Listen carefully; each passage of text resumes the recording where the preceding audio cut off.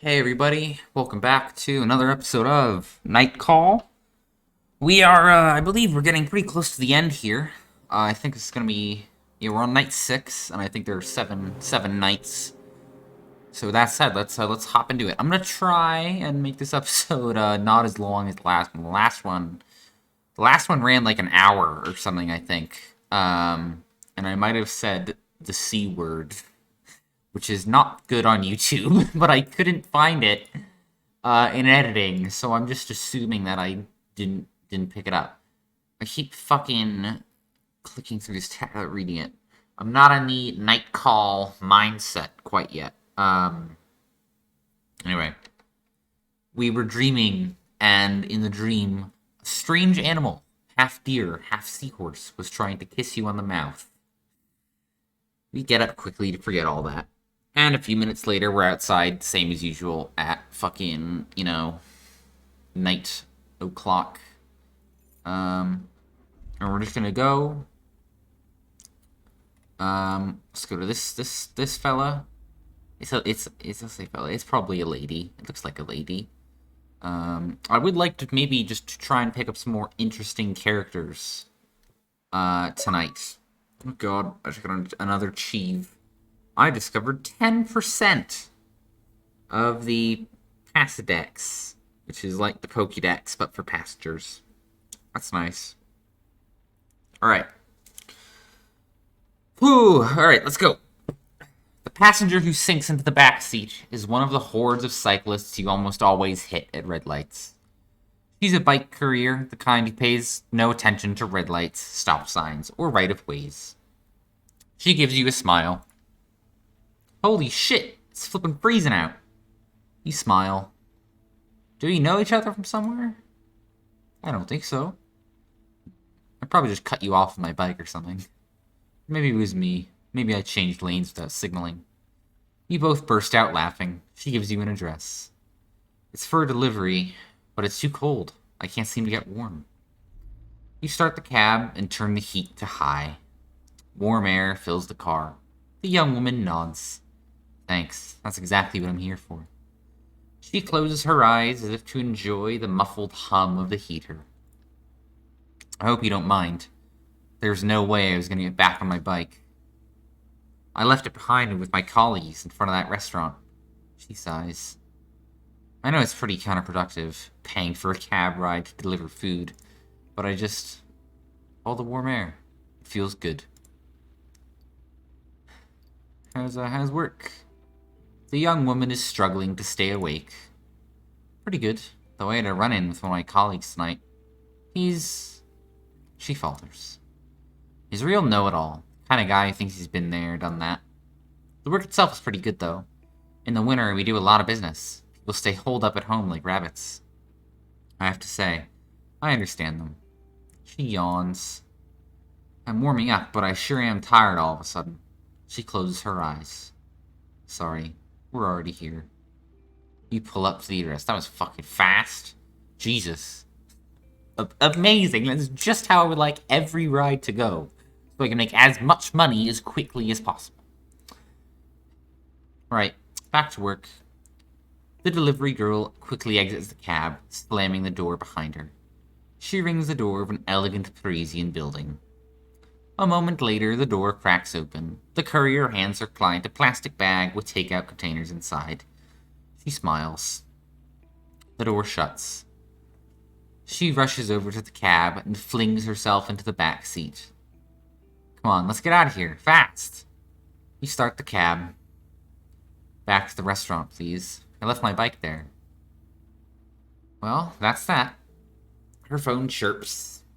Business is picking up. She sighs. But yeah, I think I'm gonna wait a little. Check it later. She settles comfortably into the back seat and closes her eyes. You've been doing this for a while? It's been, This is my second winter, so yeah. A year and a half or so. Time really flies. I have to say, it gets pretty boring after a while. She flashes you a toothy grin. At first you're like, yeah, what's the best shortcut? How can I get to that restaurant as fast as possible? But after a while, You know, always the same old routine. There's a pause. She gives a short laugh. Nah, I shouldn't complain, really. At least I can take it easy on my bike. There's no one to really mess around with me. She lets out a silvery laugh. It's very soothing in tone, the laugh of someone you can trust. What did you do before? Marketing. A startup company. One of those super pretentious places where everyone speaks 3 languages and only eats whole grain. And my boss was a total asshole who was always grabbing my ass. A look of revulsion flickers across her face. So now I'm done with all that. She looks serious, as if she just concluded a long speech. So that, my friend, is why I wouldn't trade in my bike for all the world. Money good? The company pays peanuts. But the real tightwads are the clients. You deliver their dinner because they're worn out after working all day. And they don't even tip you a single euro. Still, they are understanding and all that. They give me articles about all the big, bad delivery businesses abusing us. And then they order sushi from the restaurant down the street. Never trust a stomach. She makes a little farting sound with her mouth. Believe me, a bunch of cheapskates. She stops you with a gesture before you can speak. But all that is just for the time being. Promise. I'm putting a little aside, like my father always said. I'm gonna open a takoyaki food truck. You ever had takoyaki? Is it taco or taco? I don't know. You pull up to the restaurant. A swarm of bike couriers are waiting for their orders. No, I haven't. It's especially from Osaka. Octopus fritters. But not just any fritters, my grandmother's recipe. It's basically a pretty simple idea. Sell them to people lined up for concerts, movies, plays. She smiles. Anyhow, I'm out of here. There are a lot of starving people in Paris, and we don't want to let them down. She hands you the fare and exits the cab. Thanks again, really. You're good company. If you ever need a shortcut, just ask. She gives you a last smile, and then walks over to her crew. There you go, thanks. Thanks for the £25. Me, 48 minutes. Jesus. I don't wanna, I wanna see, it's the homeless guy who never pays me anything. See this guy. A bike courier rides by you. His big backpack, most likely filled with food, brushes against your side mirror. I must speak with you. I absolutely have to speak with you, says this one who's going to pay me pretty good. See, thank you. That's what I would like. £40 for... No, it's not pounds, is it? It might as fucking well be. It's all the same, Europe. 40 euro. The door slams, followed by a freezing cold burst of air. You stare at your passenger for a moment in the rearview mirror. She's wearing a rather unusual getup. You smile. Good evening. She nods before giving the taxi a detailed once-over with a blank look on her face. Where to? She doesn't seem to hear you, and continues scanning every part of the cab. After a very long minute, she crosses and uncrosses her fingers. You sigh. You usually like weird passengers like her. The strange ones, but this one... There's something about her you don't like. She clears her throat loudly. I came too early. He'll be here soon. Oh, goodness. I've only just... Goodness, alright. She has a very strong Eastern European accent. Russian, maybe? What are you talking about? Him. She slowly smiles, revealing a line of dirty teeth stained with cigarette smoke and worn down from booze. Ludwig. The name may not ring a bell, but soon. Soon what? Oh, the fucking ghost was called Ludwig. Oh, she's talking about the ghost kid. He'll be sitting right here, staring at you with his dead little eyes. Laughter bubbles up abruptly from the back of her throat. I am a ghost hunter, so I used to be able to do better, like Russian She enunciates each word as it rolls off her tongue. Some creatures from the netherworld live among us, encrusting themselves onto our lives like barnacles. I'm trying the voice. I pretty much gave up on that after like the first episode. She pauses. Her tongue sounds so rough. Like oyster. The word is almost unintelligible with her accent. Ghosts are parasites. Dead weight bearing down on our shoulders and back. Let's let her keep talking. I've seen the fucking ghost, I've fucking seen the ghost. So she's not crazy. The ghost has been in my taxi. I'm not going to beat around the bush. You need to keep two essential things in mind. Ludwig is evil incarnate. He is a tour guide from the underworld, trying to sell you your own death. His cold fingers gripping on the edge of your window. I can feel it. I know it. They'll soon be here, holding on, just like this. Her words make less and less sense, like she's going into a trance. You have two essential things to keep in mind, and that was the first. The second is even more important. Do not make him angry. Listen to him, help him, make friends with him. And if I talk to this ghost, what'll happen? He will take you with him to the underworld, for all eternity. Her fingers adjust her collar. She starts to get out. It's easy to think that Ludwig is a child. He is no child. He is a creature that has lived for centuries. A demon, dangerous, violent. She lays a hand on the door handle. Don't forget, make friends, no matter what. Yeah, even paid. She pauses, hardly able to contain her laughter. You folks are unbelievable. What folks? French people? I'm saving your life, and you want me to pay? Her laughter fills the cab. Hey. And she just fucks off. Great, thanks, dick. She gets out of the cab and walks away. Her steps resonate on the cobblestones. She turns down a narrow street, and the footsteps come to a halt. You sit in silence for a while, until a damp feeling creeps up your back. Sweat. Fear. Running. In your veins. You open the window and let the icy cold Parisian air fill your cab. It's refreshing. Perks you up. Do ghosts really exist? Yes, you've seen one, you idiot. Isn't all that just... No. You turn the key in the ignition and get back to your shift. Fuck you. Fuck you. You waste half an hour, you dick. Alright, I want to go see this fucking... I want to go see this I don't even know what... Is he like a knight? Is he like a dwarf? You know?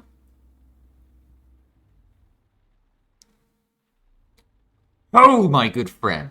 I need thee to ride forth, he says. They're 30 euro for like 9 kilometers, alright.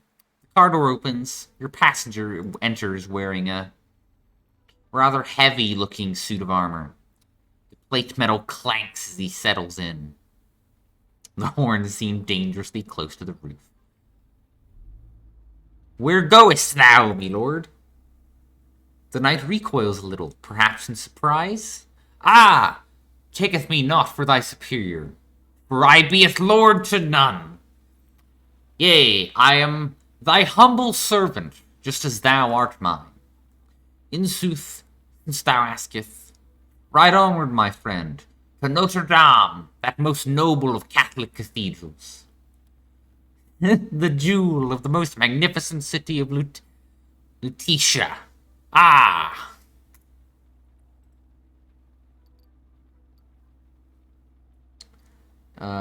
Yeah, sure, alright, man. You nod and turn the key in the ignition. You start the cab at last. Having a drink here, 1 moment, please. Alright. Good. The vibration of the cab sets your passenger's armor jangling. From time to time, his sword makes a funny humming sound. The ride through Paris continues in silence. The city is just waking up. Delivery trucks, the first buses of the day, and half-asleep pedestrians fill the streets. You feel a yawn creeping up your spine. I sure fucking do, don't I? Let's stifle it. Your muscles tighten to prevent your mouth from opening. Your eyes glaze over. The ride continues in silence. From time to time, your passenger shifts positions, and so does his plate metal. You are nearing the streets around Notre Dame now. The knight leans in towards you. Ah, the majestic towers appeareth yonder. What a tremendous sight! Oh, the marvel of it! Just think, it took dozens, scores of years to build it. He looks out the window as you stop the cab. My fellowship has cometh. In the early morning light, you see a gathering of warriors and soldiers, of magicians and witches. What's going on? My comrades in arms, my sisters and brothers. We are all going to... French word. For 3 days. For 3 moons. We will visit the forest of... the birthplace of Throgal the Rash. Your passenger is rummaging through his armor. I know I put my wallet in here somewhere. He digs around for a minute. Pinches a finger. Damn it. And eventually pulls out money for the fare. Oh, he, pinched himself on, his armor. I see. You watch as he tries to remove himself from the cab. First himself, bodily, helmet down so as not to damage the roof. Next his sword with a clattering on the pavement. And lastly, his shield, which no longer seems to fit through the door. Good day, my dear fellow. Fare thee well. The knight salutes you. You watch him as he joins a group of friends. There are cries of admiration all around. You recognize your passenger with the rabbit ears. Oh, the weird guy who is dressed as, the whatever the fuck. Something from, a video game. You'll know what I'm talking about if you've seen the other ones. It was 2 episodes ago. He and the knight greet each other, compliments flying thick and fast. You turn the key in the ignition. Goodness. All right. Looks like good fare. All right, let's see this lady. Or perhaps it's a boy. Nope. Annabelle Robert. Or Robert, if you were French. Up to the airport. People are paying me good tonight. All right. I'm drinking a ginger ale tonight, by the way, if you were wondering. Your passenger slips into the back seat, dragging a backpack that apparently weighs a ton. Do you want to put that in the trunk? She refuses politely with a shake of the head. Thanks, but I'm gonna have to get used to keeping it with me. It's gonna be on my back for an entire month. Ah, she's going backpacking, eh? Alright.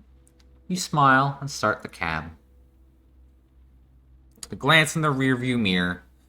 Your passenger is rather young, and the camera around her neck looks very expensive.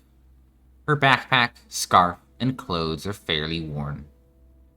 Yeah, where are you heading? She doesn't answer right away. She lowers her eyes. I'm on my way to Greece to join an NGO rescue vessel. It helps migrants trying to make the crossing. Oh. And I'm going to do a story on them. She's a journalist. Yeah. Oh, are you a journalist? She smiles, the first since you set off. Yes, a photojournalist. To make the crossing even in winter? Yeah. To make the crossing whenever they get the chance, regardless of the time of year or the weather. The EU has just closed its surveillance and rescue program. Only non-governmental... Of course, NGO, non-governmental organization, right. Only non-governmental associations are doing anything to help now. So I'm on my way. I volunteered. I even made a fuss to get the assignment. Her tone of voice is increasingly shrill. I read first-hand accounts. I talked to journalists who have, fucking hell, worked something. I don't fucking... God damn it, I have to stop doing that. I have to stop doing that. She gives a short laugh. I even played a video game about refugees. Beautifully done. Really powerful. I knew I just couldn't just sit back and watch. This is my chance to show the world what's going on back there. Or maybe just going on there. Your passenger's phone starts to ring. Oh, sorry. As she glances at the caller name, her face freezes. She sighs, a troubled smile flickering across her face, then takes the call. Hi, Dad. I'm in a cab. Right. Yeah, I told you. I tried, but he wouldn't change his mind. Come on, Dad. I already told you, I'll be fine. They wouldn't be sending me there if there were... She moves the phone coming from her ear. Come on, Dad, stop. Dad. Listen, everything's gonna be fine. I'll be there for 20 days with a group of professionals who've been doing this for years. That's right, a group of rescue professionals. Would you just stop? She sighs heavily. It's no use. She's been down this road 1,000 times. Help her out. We're about to get to a tunnel, mademoiselle. You're going to cut out. The young woman looks up at you in surprise. Then her face lights up. Did you hear that? I have to go. I'll call you back as soon as I'm... She's interrupted again. That's right. I'll call back. She hangs up, wide-eyed, and breathes a long sigh. My parents, they can be a little much at times.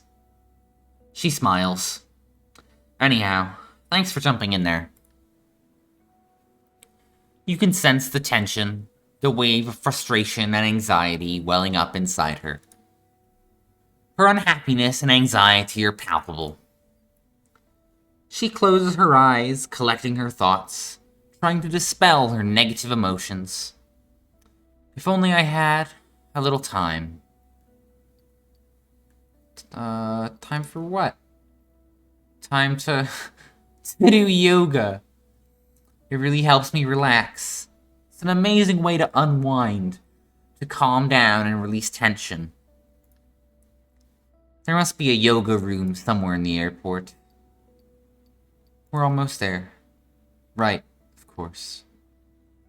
You sense she wants to tell you something, but she can't get the words out. She swallows hard and looks away. You concentrate on the road ahead. Your passenger closes her eyes and loses herself to the sound of the humming engine. Silence falls over the cab. Suddenly, she leans forward with a jerk. Any chance of putting on some music? You switch on the radio with a glance in the rearview mirror. What kind of music would she like? Probably something light with a good beat. But what kind? I don't know, man. Like, we'll go with like a rock station. What the hell? A song is just starting. Your passenger lets out a little cry from in the back seat.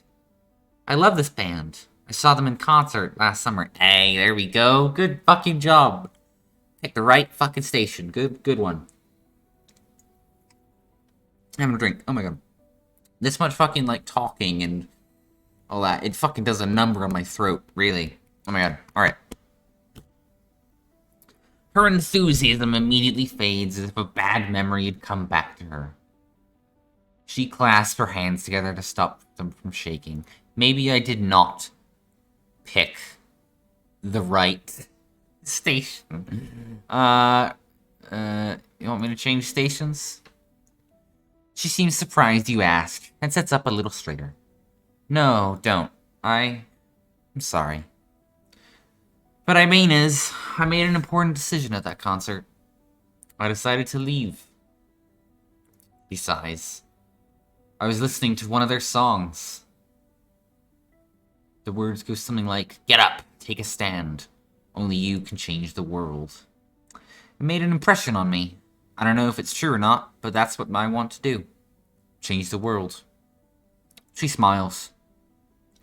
All because of a guy who snorts cocaine and can barely play the guitar. She looks up at you. We're there, man. He beats his wife, too. I don't know why I said that. I've always loved that band, and those lyrics, they changed me. She stops short. Sorry, I'm telling you my life story. Nobody cares. Smile. You hope your smile will cheer her up, bolster her confidence. Your passenger doesn't react. Damn it! I tried. She turns her head. The ride continues in silence. The road keeps passing by, and before long, you're approaching the airport. A moment later, you turn down the radio. The song fades. I'll pull up over here. It'll be easier for you to get out of the cab. You get to the airport drop-off zone. A couple of colleagues greet you with a wave. A few bleak-looking passengers are struggling with huge suitcases and car trunks. A security guard sitting on a luggage cart smokes a cigarette, clearly exhausted. Your passenger pays the fare, collects her things, doesn't leave the cab. Thank you for getting me out of that horrible phone call. I love my parents, but they're suffocating. I could have gone on for hours. So, thank you. I have to go now.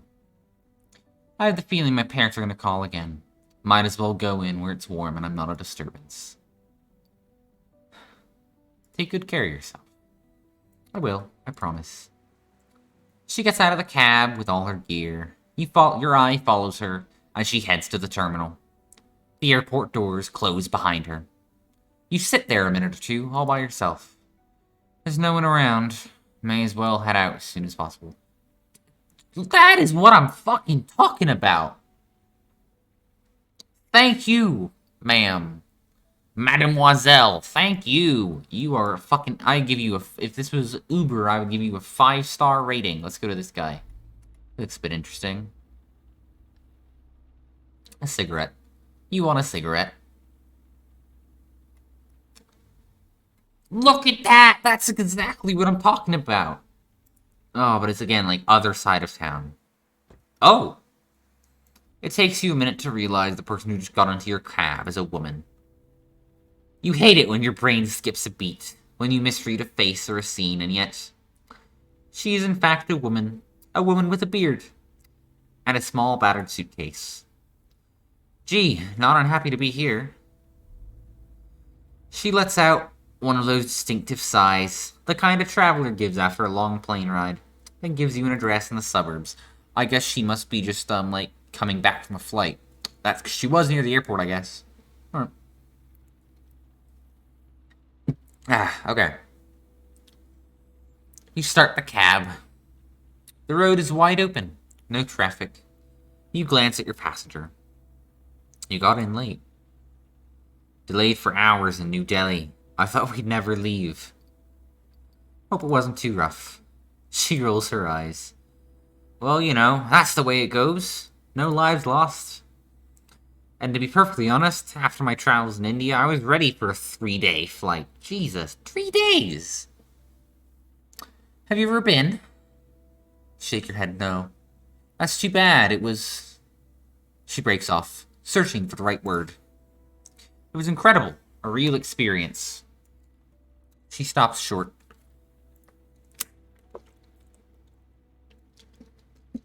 You also have a bottle of water. Just, you know, take good care of yourself, everybody. Drink some water. Hope you are all doing well. Drinking water. I certainly am. I'm sure you hear that all the time from passengers back from there. You smile. No, actually, I don't. Really. Most of my passengers find it too dirty, too crowded. They complain about the spicy food, the noise, the smells. She gives a short laugh. True enough, but I don't get it. All those people who go to countries that are so completely different and who come back in shock. Of course a country like India is going to be different. It's an entirely different world with its own communities, languages, and customs. No connection to ours whatsoever. We smile. But it was a chance for me to let my beard grow in. She runs a hand through her beard. The gesture is new to her, and clearly hard won. What do you think? Takes you a minute to respond. Don't worry, tell me the truth. I was a bit surprised.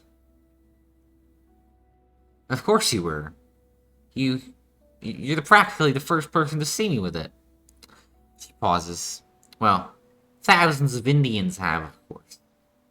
She smiles. You can read the weariness in her eyes. At first, I was supposed to go to India with my ex-husband. We split up 2 years ago, but he was still living in my house, and I just couldn't let him go. She gives an almost imperceptible shrug, as if to emphasize the irony.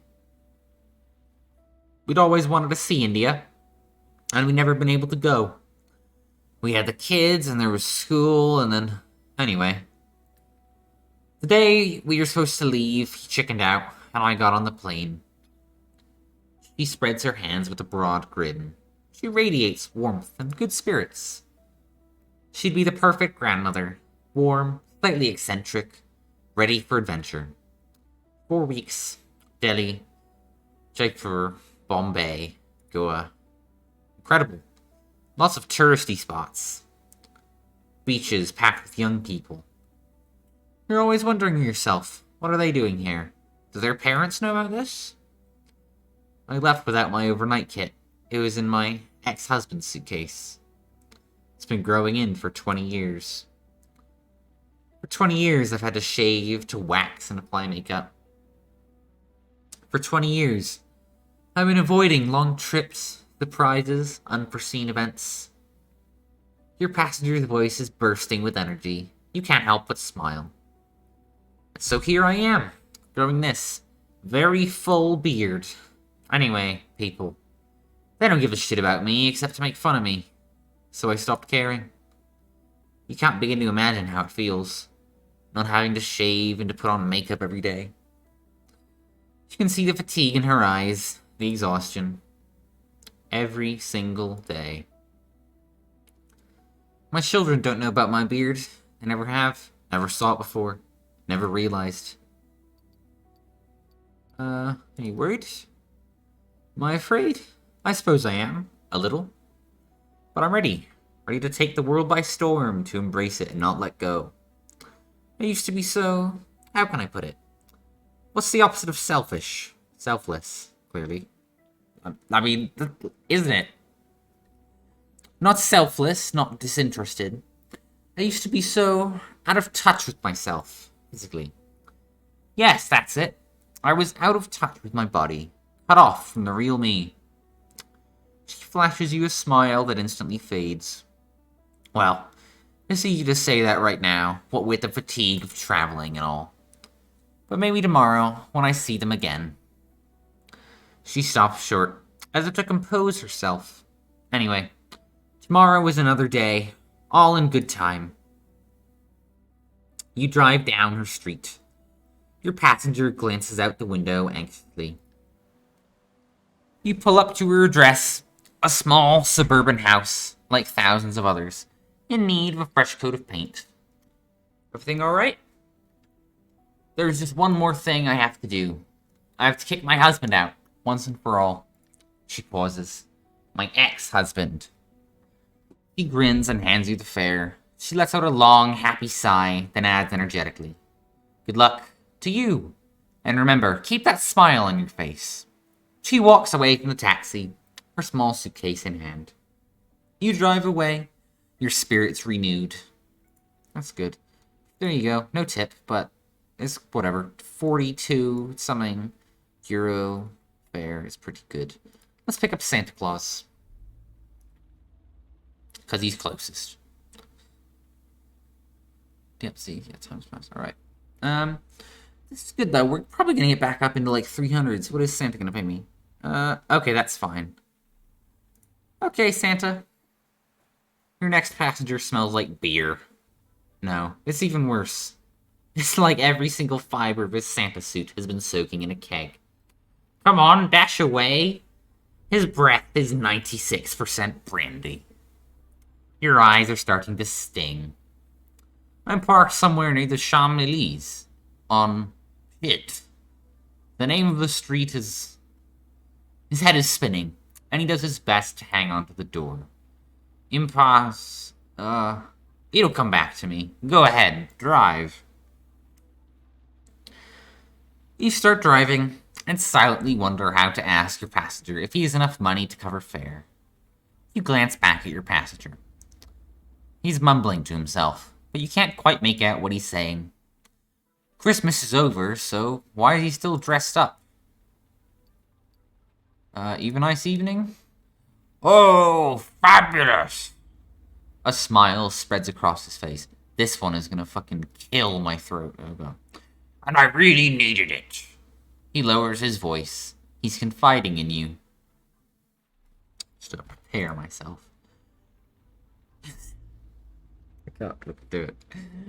After working my ass off all year long, I like to hit my favorite punch. I get monumentally wasted. He guffaws. Here in Paris, there are a bunch of bistros perfect for such an occasion. No one talks to you, and they have white wine so dry it eats away at the inside of your mouth. And so many different types of brandy. Pear brandy, cognac. He closes his eyes in delight. And sometimes I order just one eeny-weeny beer to cleanse the palate. He's almost whispering. Okay, it's usually not one of them fancy microbrews there. Goodness. He jumps. Oops, but don't tell anyone, okay? Just imagine if people found out Santa Claus thought the beer here tasted like piss. He laughs a sparkling laugh. When he stops, it's just to throw out, non-committally. Anyway, you can't say anything anymore. Honestly, with all the trouble I go through, people should just leave me the fuck alone. All those fair weather activists. They still want their little snot-nosed miracles to get this latest stupid toy. Oh, hey! Speaking of snot-nosed kids, what is it with this manure pile of a new generation? 50 years back, you could give a kid a book and he'd go on about it his whole life, all starry-eyed. But today's little ones, what an eyesore. Fucking hell! I need to take a moment. Oh, God. Oh. Alright. I can't fucking do that voice anymore. I can't fucking do it. I'll die. They want to have it all, but they don't like anything. They all have GSMs when they're 8. I have no idea what the fuck that means. Those things cost a whole month's wages. How can you possibly make them happy after that? How? I have no idea what the fucking GSM is. He's staring at you, waiting for you to answer. No idea. He raises his hand. At least you're honest enough to say you don't know, and I appreciate your honesty. Goodness. He closes his eyes like he's taking a moment's rest. You want me to tell you what they really want? What kids these days want are machine guns and dolls whose hair you can fix. He seems to have calmed down for a second, but it was just an illusion. Speaking of which, both girls and boys like those dolls whose hair you can fix. He twitches his mustache in silence. Back when I still made toys for kids, I can tell you they couldn't care less about them. Couldn't give a damn.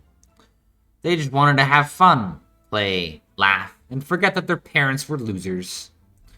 He leans over to you, rife with anger. Fuck, that's the real problem, I'm telling you. Parents are losers, idiots. Putting kids into this world? Those guys haven't got a clue, am I right or am I right? I mean, have you seen the state of the ice cap these days? Have you? Huh? Because there's not much of it left. Oh. He pauses. No, I can't say it's all bad. I don't have as many polar bears coming into my yard. Damn nasty beasts. Vicious. Mean. I'm not sad to be rid of them. He heaves a long sigh through his beard. Before, things were different. Tears form at the corner of his eyes. Shit! I can't talk about the past without crying like a little girl. He throws you a sideways glance. No need to stare. You don't even have time to react, and he starts back into his rant. Oh, God. Ugh. Fucking hell, Santa. Come on, man. I remember you, you know? To tell the truth, I remember everyone. Every single person. You were an angry one. So terribly angry. And your letters, your handwriting. Holy fuck, were they hell to decipher. Don't worry, though, the elves handle all that for me. You could hear a hint of disgust in his voice when he brought up the elves. Otherwise, I wouldn't have time to do nothing. Yeah, you were just furious. It's like someone... Oh, God. Wait a minute. It's like someone punched you in the stomach. Your brother was giving you hell. Someone wrenching your gut. Man, what an... He suddenly thinks something and stops talking. His gaze wanders outside. Yeah, anyway. Let's talk about something else. How do you know all that? You still don't get who I am? You stare at him in the rearview mirror. Look, kid, I'm not gonna spell it out for you. And someone tells me you'd rather avoid the subject. A little something called jail. Another punch to the stomach. So there's your Christmas present. We're not gonna talk about it. He smiles, opens his eyes wide. Well, wait. I think we're almost there. Slow it down a bit, kid. He searches outside for... He glues his face to the window. Fucking hell. Oh, you stop yawning. God. It shouldn't be hard to spot. There's the sleigh and a couple half-dozen reindeer. He heaves a funny sigh. I'm sure it's like in an alleyway somewhere. Oh, right over there. Turn right. You obey and go up a street you were on a few seconds before. A few meters down, your passenger stifles a yelp. Oh, shit. It was right here. Drive round the block. You turn again. In back, your passenger's mumbling. I'm gonna have to get one of those thingamajigs. GPS's. It'd help me find my sleigh more easily. Goodness me. Oh, okay. You eventually pull over in an alley. No light, a few empty office buildings, and some trash cans that haven't been emptied for days. Kid, sorry about before. I didn't mean, to bring up any sore points. He pays his fare. Watch your back, kid. He gets out and slams the door. He slips on the wet sidewalk, grabs onto his street lamp. With the heavy and awkward step, he clumps along the alley. Let's just stay a moment. You sit for a moment, watching him. At the end of the hallway, he starts rummaging through a pile of boxes. Pushes a trash can on wheels aside and disappears. Yeah, fuck it. You turn the key and start driving again. You open the window for a second, hoping to get rid of the alcohol fumes. Something tells you they'll stick around for a while. Oh, you gave me a tip. Thanks, Santa. Alright, yeah, we're done. I met her and see.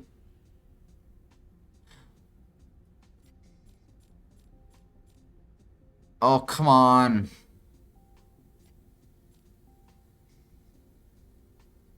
Still, that's pretty good.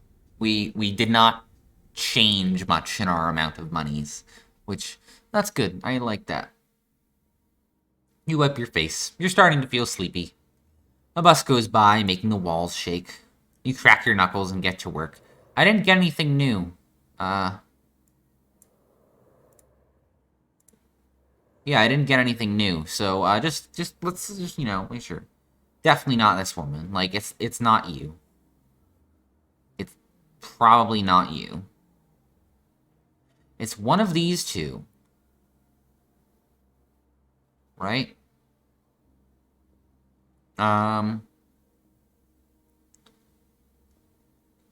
Like, Wait, hold on. 1, 2, 3, 4, 5, 6. Alright, yeah. It's 1, 2, 3, 6. Like, honestly, like, I think that a lot of this guy's evidence is, like, pretty... I mean, they're all pretty circumstantial, right? Like, this is... But this guy's, like, all circumstantial. Like, old gun in the 70s. It was rare. It's rare. Police gun in the 70s. He wore black gloves, which is, like, pretty much meaningless.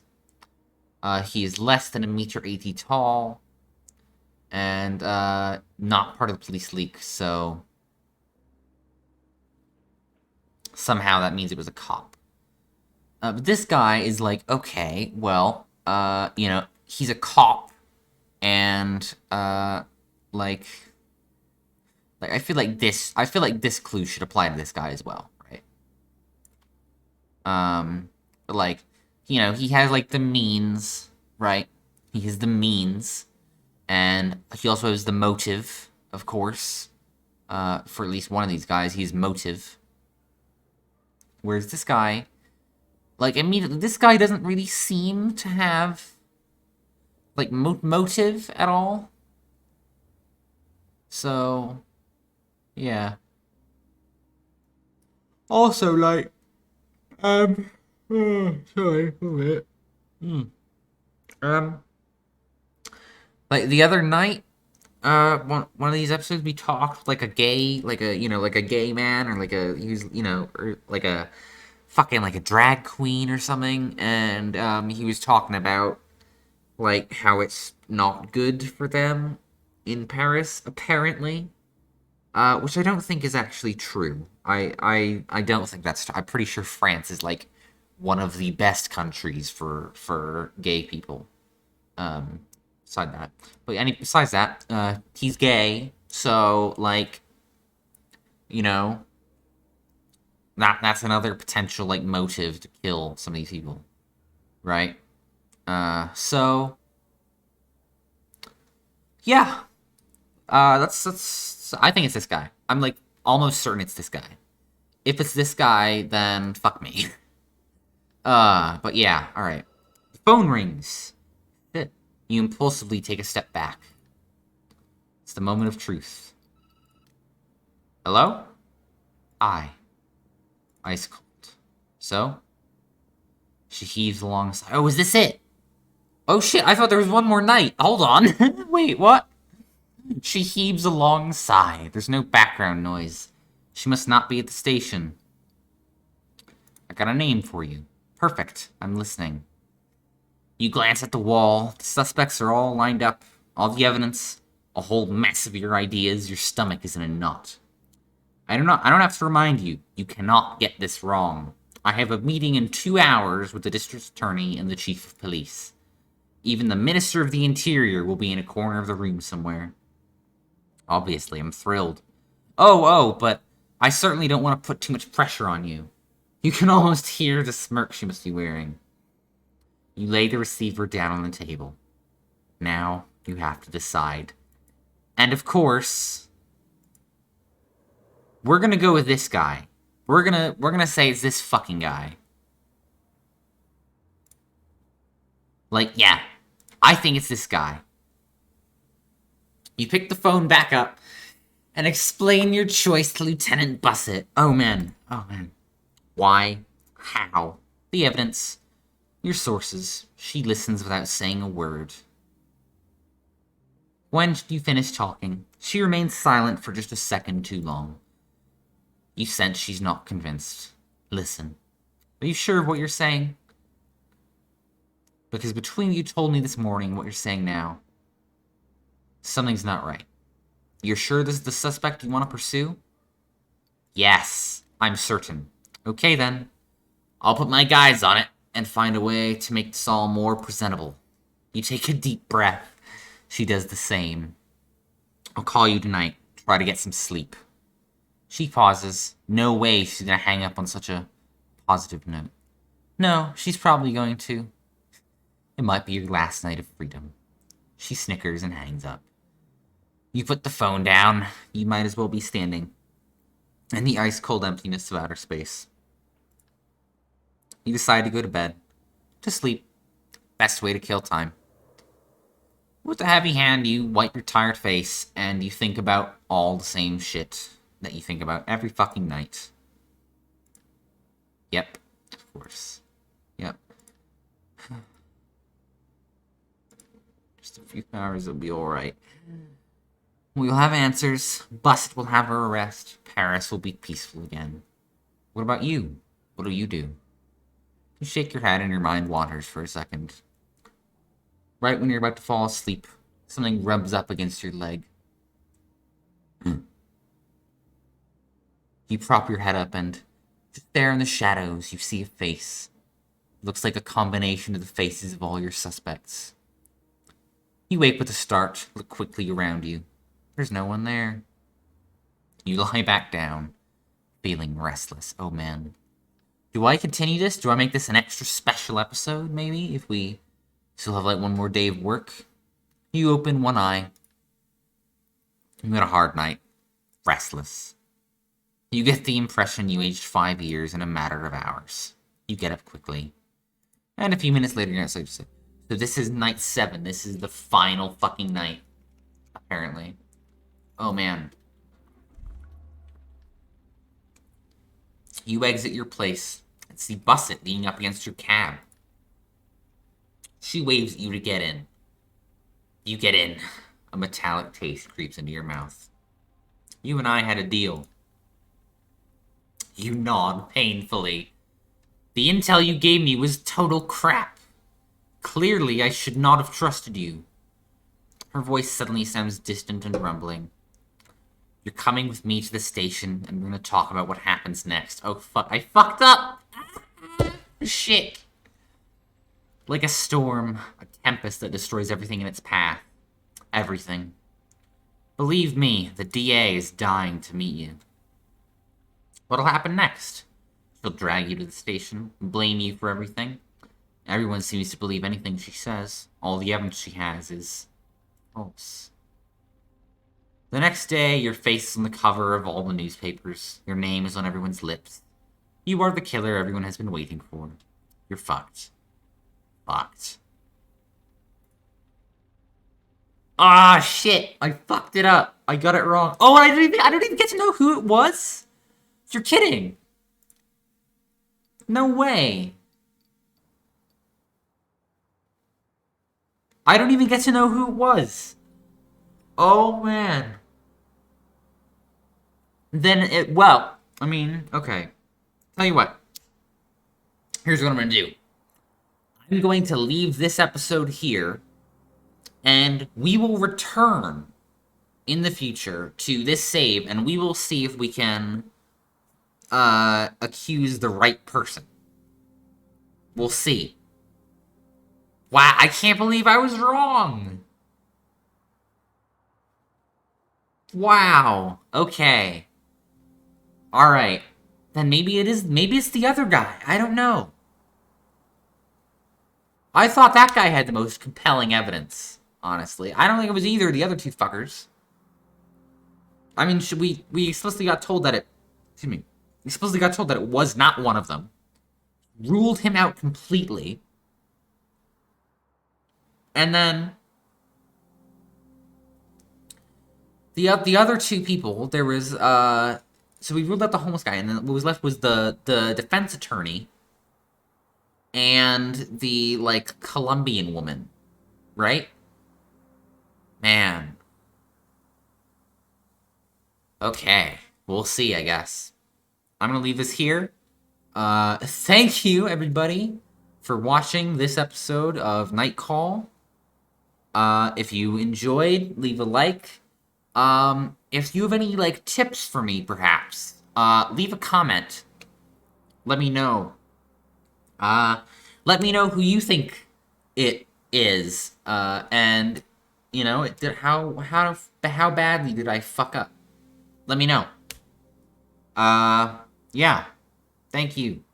Thank you very much for watching. I will see all of you next time. Oh, also, before I go, this is going up on April 1st, which is, April 1st. That is the day of fucking April 1st. It's April 1st. On that same day, probably about 8 hours later, I upload these. These go up at noon for me. Probably around 8 p.m., the first episode of the cross-channel visual novel playthrough, that is going to be going up.